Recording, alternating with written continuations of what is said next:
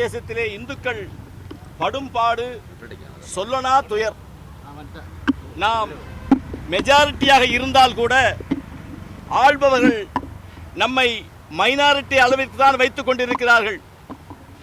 இந்துக்களின் தேவை 1000 மடங்குகள் இருக்கிறது. அதனால் தர்மயாதீன குருமணிகள் ஸ்ரீலஸ்ரீ மாசிலாமணி தேசிகர் அவர்கள் உலகெல்லாம் சென்று இந்து சமுதாயத்தினுடைய மேன்மையையும் சனாதன தர்மத்தினுடைய கொள்கையும் பரப்புவதற்காக இன்றைக்கு அவருடைய 60 வயதிலே தன்னுடைய உடல்நிலையெல்லாம் பார்க்காமல் வெளிநாடு சென்று கொண்டிருக்கிறார்கள். அங்கேயும் போய் நம்முடைய இந்து சமுதாயத்தினுடைய மேன்மையை சொல்லிக் கொண்டிருக்கிறார்கள், பரப்பிக் கொண்டிருக்கிறார்கள்.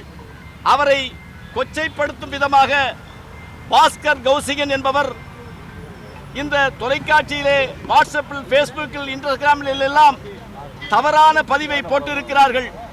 ஒரு சன்னியாசி, ஒரு துறவி, 1000 கல்விக்கூடங்களை நடத்துபவர், மருத்துவ சாலையை நடத்துபவர்கள், அன்னதான கூடத்தை நடத்துபவர்கள், நாளும் சைவ சமயத்திற்காக தன்னுடைய உடலை வருத்தி கொண்டிருக்கக்கூடிய தர்மயாதீன குருமானிகளை பற்றி அரசியல்வாதிகளை விமர்சிப்பது போல் பாஸ்கர் கௌசிகன் விமர்சிப்பதை கண்டித்து எங்களுடைய இந்து அதிரடிப்படை தலைவர் ராஜகுருவுடைய தலைமையிலே நாங்கள் சென்று இன்றைக்கு ஐஜியை சந்தித்து எங்களுடைய மனுவை கொடுக்க போகிறோம்.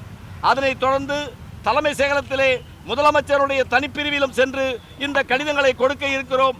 எங்களுடைய சன்னியாசிகளை, துறவிகளை, இந்து இயக்க தலைவர்களை யார் எங்கை கொச்சைப்படுத்தினாலும் நாங்கள் சும்மா இருக்க மாட்டோம், வாளா இருக்க மாட்டோம் என்பதற்காக இன்றைக்கு இங்கே வந்திருக்கிறோம். நன்றி, வணக்கம்.